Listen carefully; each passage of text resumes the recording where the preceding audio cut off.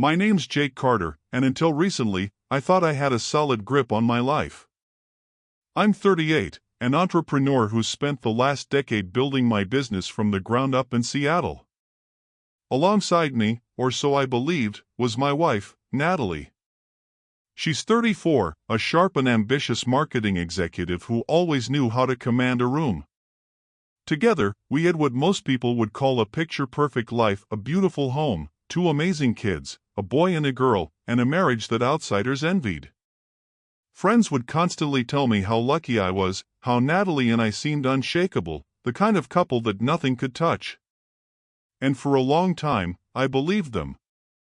But then, little by little, cracks started to appear. Over the last 6 months, Natalie had become distant, her mind always elsewhere, her phone practically glued to her hand. She'd mention work events, last-minute meetings, and the occasional girls' night out, and at first, I didn't think much of it. I trusted her, I had no reason not to. But then there were the little things. The way she'd smirk at her phone, how she'd tilt the screen away when I was near, and how urgent work matters seemed to pop up more and more. Something about it gnawed at me, an itch I couldn't quite scratch.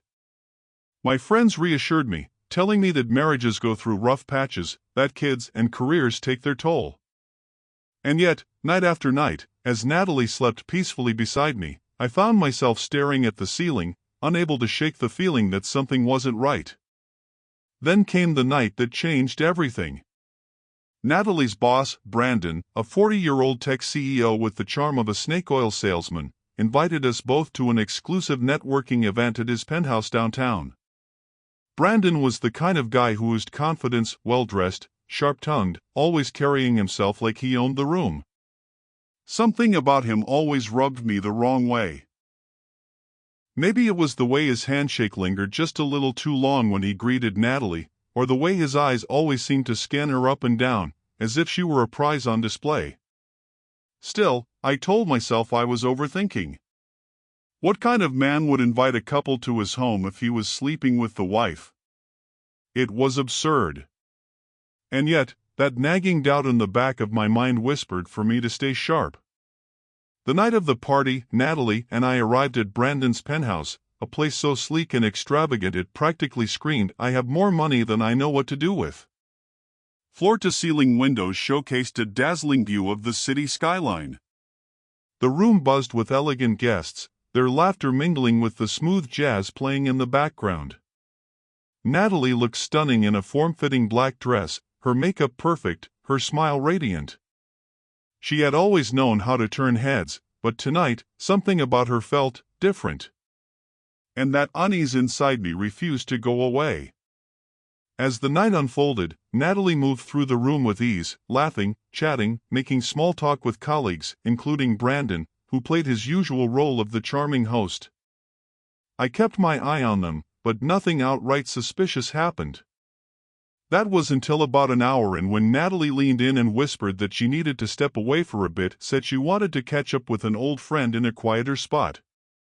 I nodded, keeping my face neutral, not wanting to appear paranoid. But something felt off. I waited at first, tried to distract myself with small talk, but after 15 minutes, my gut wouldn't let it go. Quietly excusing myself, I slipped away from the main party, moving through the luxurious penthouse, searching for any sign of her. Eventually, I stepped into a dimly lit back garden area, secluded and quiet. That's when I heard them. Voices. I instantly recognized Brandon's, smooth, cocky, and slightly slurred from one too many drinks. The other belonged to a man I didn't know, but what he said made my blood run cold. "I don't know how she does it, man. Natalie just slides out of her husband's arms and right into mine like it's nothing. Last weekend was insane, we met up at that waterfront hotel. You wouldn't believe what went down." My breath hitched.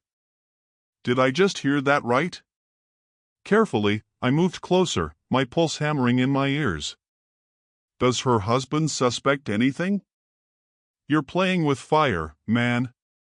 The second man's voice held a hint of concern. Brandon let out a confident chuckle. Nah. Jake's too wrapped up in his business to notice.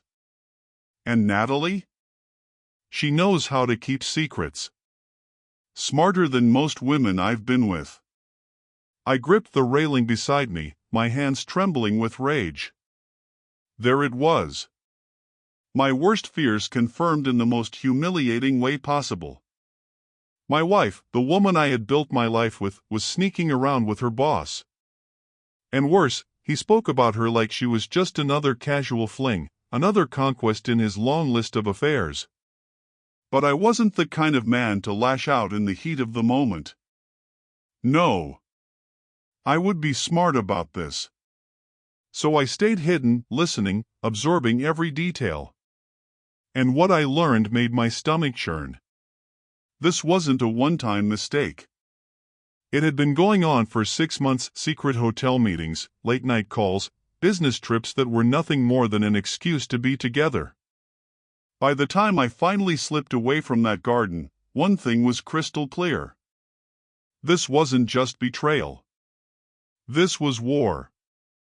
That night, I walked through the front door with Natalie, pretending like nothing had changed. I smiled, cracked a few jokes, played the part of the doting husband, all while my mind was already working on a plan. I wasn't about to blow up in some messy confrontation. No, that would be too easy. I needed proof. Solid, undeniable evidence. And once I had it, I was going to make damn sure that when this all came crashing down, there would be no way for her to lie, twist the truth, or slither her way out of it. So over the next few days, I became a different man. I wasn't just a husband anymore, I was a hunter.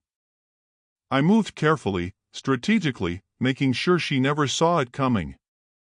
Without her knowledge, I installed tracking apps on her phone, dug into her email, and even hired a private investigator to follow her every move. If she thought she could make a fool out of me, she had no idea who she was dealing with. 2 weeks. That's all it took. 2 weeks to gather enough evidence to bury her and her smug, arrogant boss. I found everything: texts dripping with flirtation, photos of them sneaking into hotels, phone records proving their late-night work calls were anything but professional. Each new piece of proof twisted a knife deeper into my gut, but I swallowed the pain.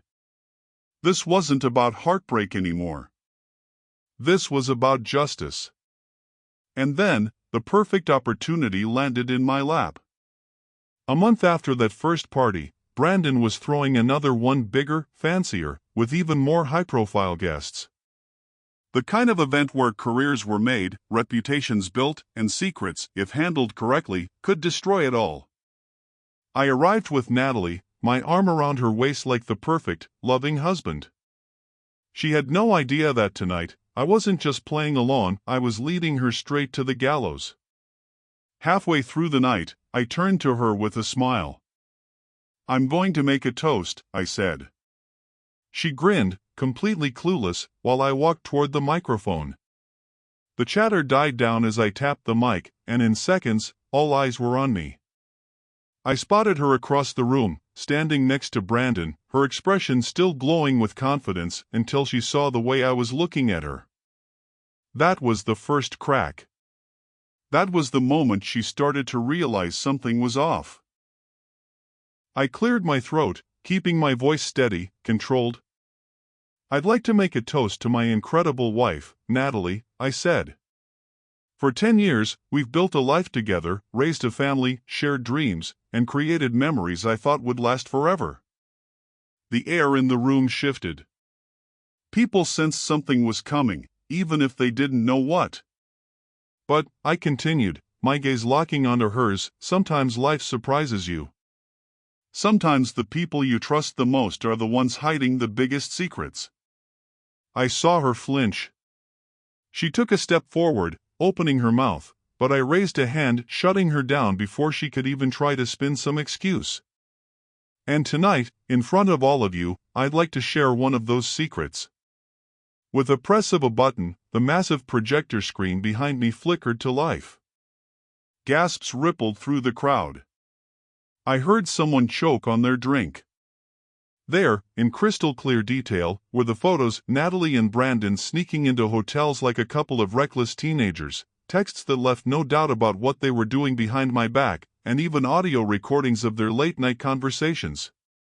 The evidence wasn't just damning. It was devastating. Natalie stood frozen, her face ashen. Brandon? He tried to slink away like the gutless coward he was, but the crowd had already turned against them.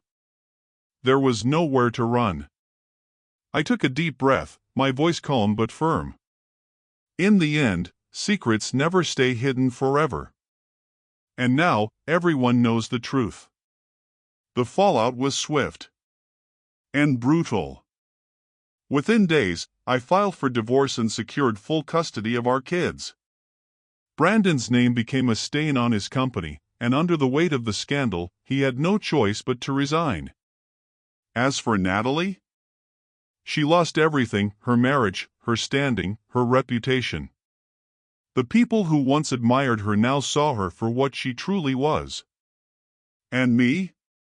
I walked away free, stronger, at peace. Because in the end, the best revenge wasn't just exposing the truth. It was taking back my life.